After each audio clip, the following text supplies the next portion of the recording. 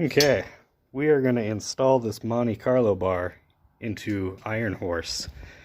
And the way you do this, very simple. There are three, well technically there's a bunch of holes, but really three main holes. One right there, one right there, one right there. So all you gotta do is unbolt those.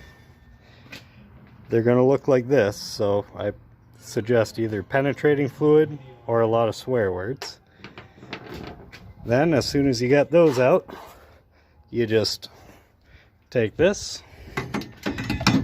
plop it there, bolt it back in. Now chances are, in order to get the holes to line up, you're going to need to persuade it a little bit. But other than that, you just put the three bolts back in and now your shock towers aren't going to be flopping around. That looks pretty good.